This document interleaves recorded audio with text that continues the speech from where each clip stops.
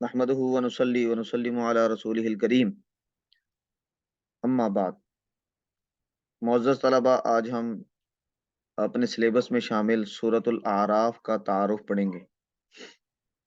सूरतुल आराफ कुरान करीम की 7वीं सूरत है और इस सूरत में अल्लाह तबारक व तआला ने जिन मज़ामीन को बयान किया है उनको हम पढ़ेंगे, और अल्लाह तबारक व तआला ने जिन जिन बातों का तज़किरा किया है उन सब बातों का हम इंशाअल्लाहुल अज़ीज़ इहाता करने की कोशिश करेंगे। सूरतुल आराफ ये 8वें और 9वें पारे पर फैली हुई है। इसका कुछ हिस्सा 8वें पारे में है और कुछ हिस्सा इसका 9वें पारे में है। और ये कुरान करीम की 7वीं सूरत है।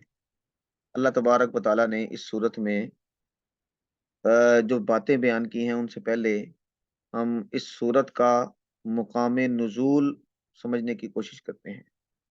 मकाम नुज़ूल का मतलब होता है कि ये सूरत आप सल्लल्लाहु अलैहि वसल्लम की मक्की ज़िंदगी में नाज़िल हुई या आप सल्लल्लाहु अलैहि वसल्लम की मदनी ज़िंदगी में नाज़िल हुई।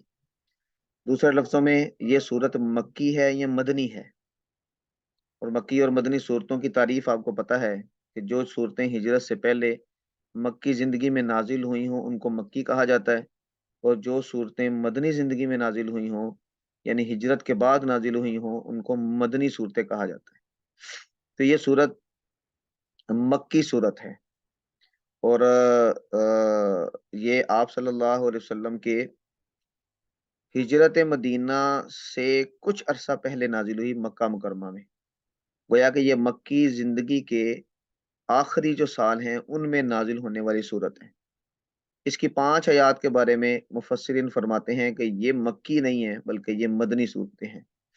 और उनमें पहली वस्अलहुम अनिल क़रियतिल्लती कानत हाज़िरतल बहर, ये वाली सूरत इस सूरत के तर्जुमे में आएगी तो उस वक़्त आप देखेंगे कि इन 5 आयात में से जो मदनी हैं उनमें से पहली आयत ये वाली है, वस्अलहुम अनिल क़रियतिल्लती कानत हाज़िरतल बहर, कि उसका मतलब है कि ये सूरत मक्की है।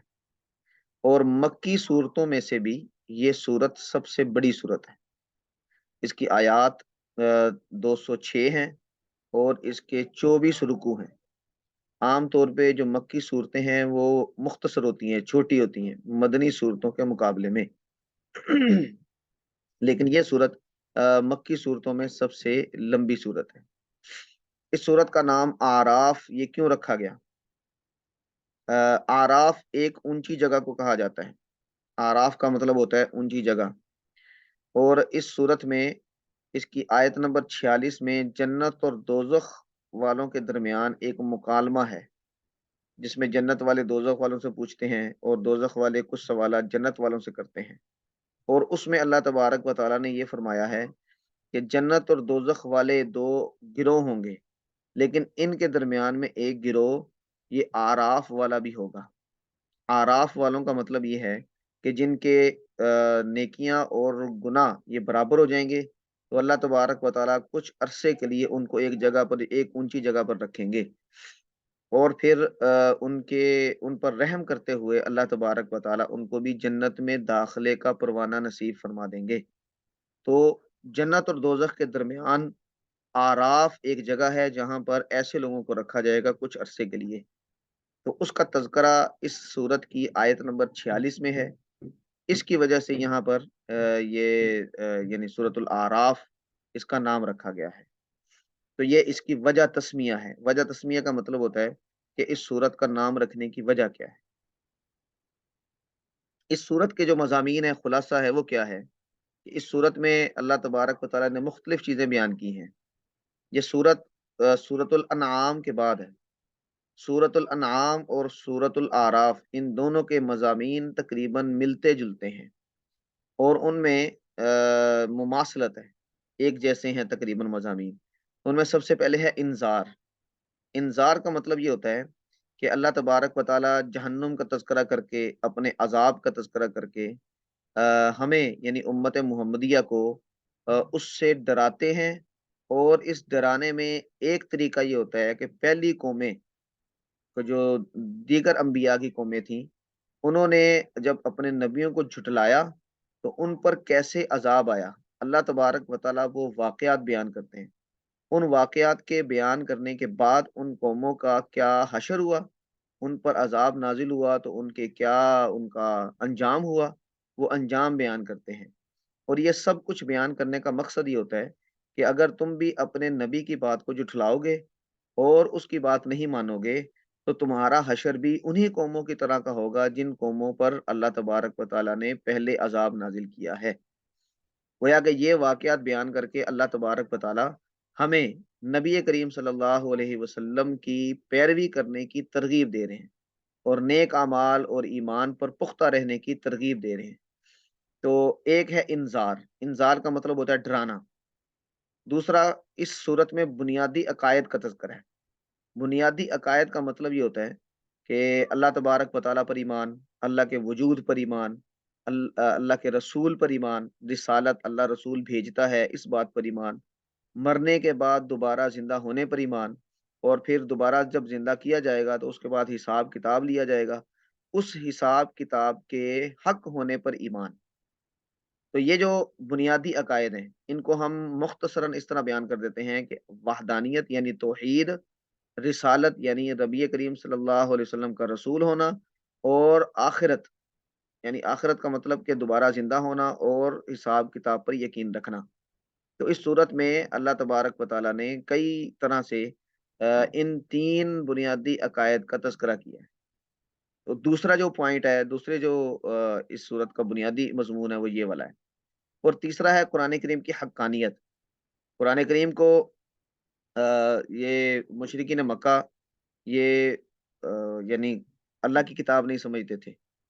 تو اللہ تبارک و تعالیٰ نے سورۃ الاعراف میں قرآن کریم کے سچی کتاب ہونے، اللہ کا کلام ہونے اور اللہ کی طرف سے آئی ہوئی کتاب ہونے کے مختلف دلائل ذکر کیے ہیں، اور یہ ذکر کر کے اس بات کی تلقین کی ہے کہ یہ کیونکہ اللہ کی کتاب ہے تو اس کی پیروی کرنا سب پر ضروری ہے۔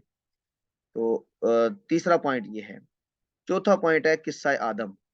آدم علیہ السلام کو اللہ تبارک و تعالیٰ نے مٹی سے پیدا کیا، اور آدم علیہ السلام کو پیدا کر کے ان کو علم سکھایا، ان کو فرشتوں کے سامنے بٹھایا، ان کا آپس میں مقابلہ کروایا، اور پھر آدم علیہ السلام کی برتری ثابت کر کے فرشتوں کو یہ حکم دیا کہ تم ان کو سجدہ کرو۔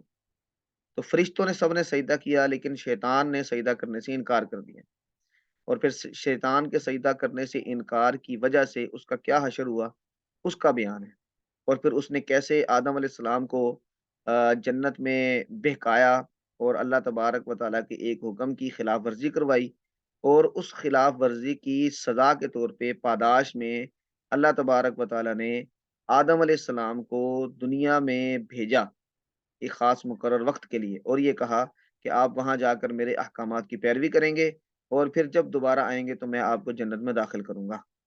تو یہ پورا قصہ سورۃ الاعراف میں بھی بیان کیا گیا ہے۔ یہ چوتھا پوائنٹ ہے۔ پانچواں پوائنٹ ہے جنت اور دوزخ والوں کے درمیان ایک مکالمہ۔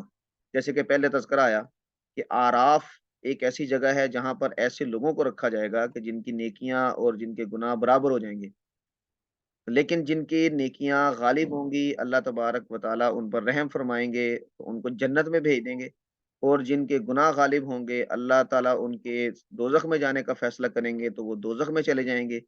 تو پھر ان کا آپس میں ایک مکالمہ ہوگا، وہ آپس میں ایک دوسرے سے پوچھیں گے کہ اللہ تبارک و تعالیٰ نے جو تم سے وعدے کیے تھے کیا وہ وعدے اللہ نے پورے کیے یا نہیں کیے۔